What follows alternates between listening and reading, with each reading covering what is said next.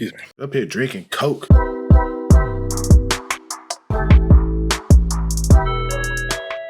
the ugly, untalented gays please report to the principal's office? Guess that's you guys. Wait! Before we get started in this comedy that's in theaters right now, please do us a favor. Hit that subscribe button right at the bottom. Ah! Bottoms! That's the name of the movie that we're reviewing. This comes from the people who made Pitch Perfect, Cocaine Bear, what we recently seen and reviewed on the channel. And this is basically two high school students. They're horny. Boy, they're horny. And they want to lose their virginity, but they're nerds and they're unpopular. So they said, you know what? We're going to devise this plan to start this fight club, right? And that's going to be our goal, to get women. You know? Now, let me say this from the beginning.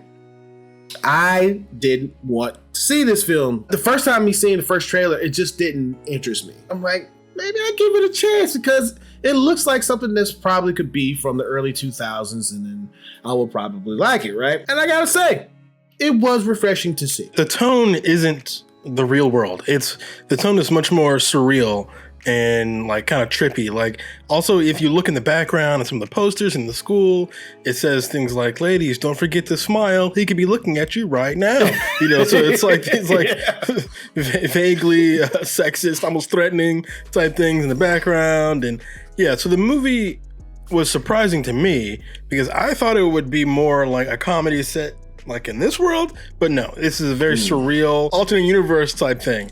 I was thinking the same thing. This is a parallel universe from Earth. Yeah, it's like reality, but reality's been turned up a little bit. You know what I mean? It's like it's like hyper realistic, strange, surreal things going on, which was a big surprise to me. Again, I thought I expected something a little more straightforward. Because of that, it took me a minute to get into the film, and the idea of girls starting a fight club to meet women, you know, that is outlandish. Like, how could that possibly work? But yeah, this movie is a comedy where PJ and Josie, they start a fight club to meet girls, and he's a history teacher, I think, played by Marshawn Lynch. He signs off on it, and while he's in class, he's reading like pornos and stuff like that. He's got his feet on the table and the bell rings and he's like, don't forget about homecoming, and the bell rings again and that's the class. And someone in the class was like, that's the class? It's like, yeah, that's it. Yeah. And this school seems to revolve all around their football team, and the football players, they never take off their pads. They wear their pads the entire time. You know, there's even a scene where we see a football player coming out of a bedroom after having sex with someone, and he's still got his pads on. Exactly. You know? But it is pretty funny, and there are a lot of good jokes, I think. So even though I know comedy is subjective, maybe it's something I think is funny, you might not think it's funny, but personally, I found the movie to be really funny. I can't pinpoint like the true meaning behind the film. I think the movie's trying to make a point in that the concept of the film is actually cliche, right? High school students want to have sex, right? That's like the most, that's the bread and butter of a raunchy high school movie, right? Except this one, the context is different because instead of it being guy-centric, it's female-centric. When they first start their fight club, they're trying to bond, but really they're trying to flirt, you know? And so they're like, hey, raise your hand if you've ever been raped before. And it's like, oh my God. They're like, great stuff counts. And everyone raises their hands. It's like, Jesus, you know? So it's like the idea of guys being nasty and raunchy and being dogs in school. This is, again, classic movie stuff. But when you flip it from a female's perspective, it's very clear that that's actually quite predatory, right? It can be very scary. They start the fight club under all these lies, right?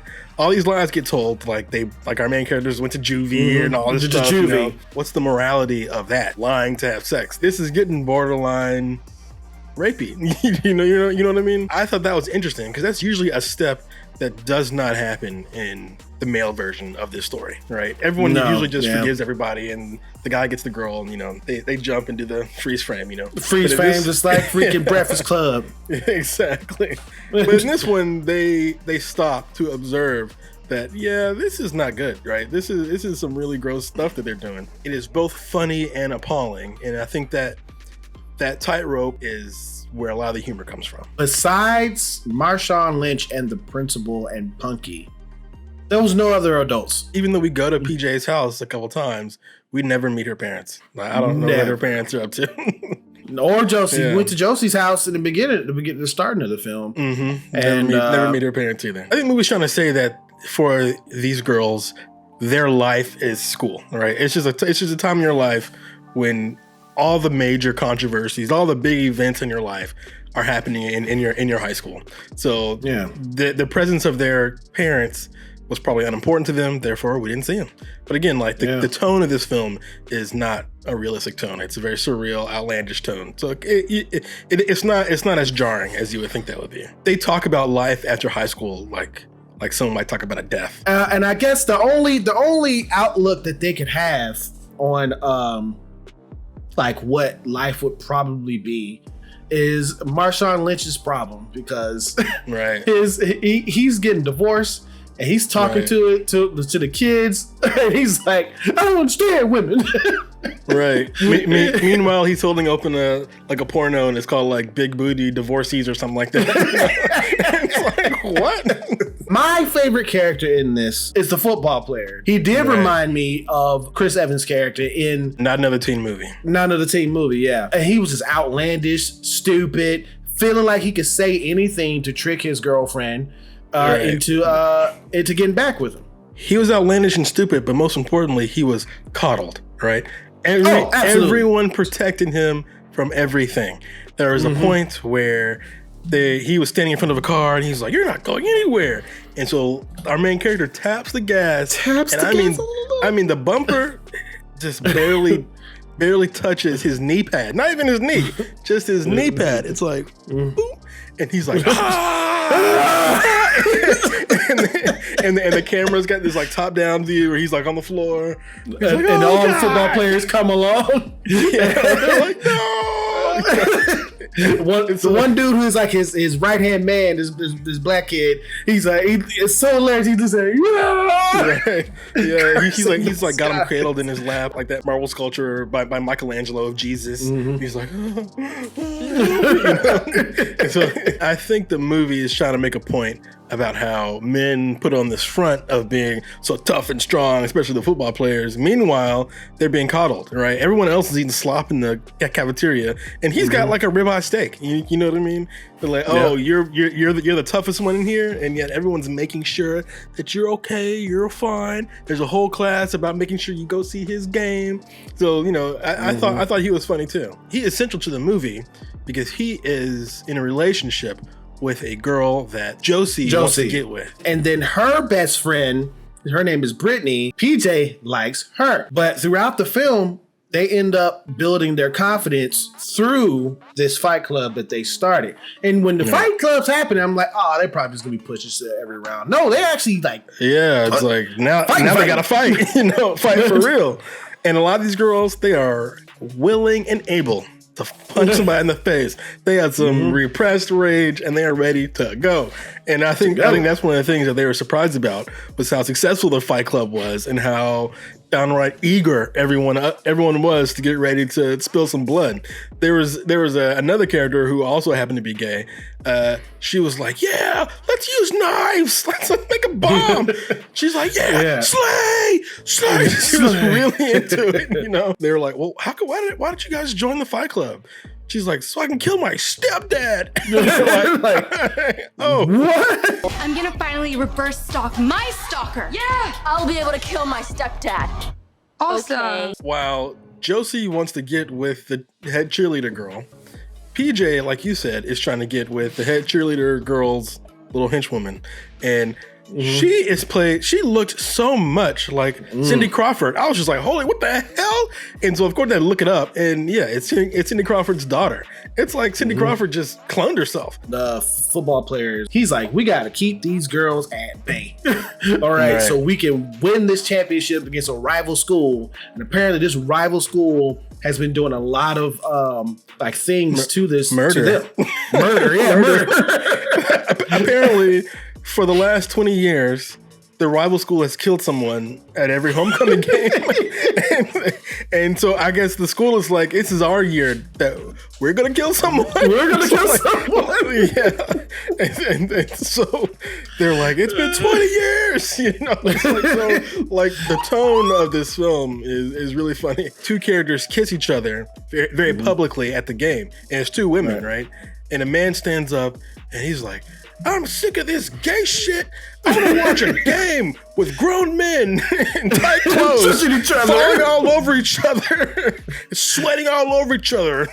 But by the end of the film, spoiler, they didn't play a game at all. There was no game played. It was Josie and PJ basically trying to save Jeff because the other team has picked out somebody, and it definitely was the quarterback, and to poison him with pineapple juice because he's allergic to.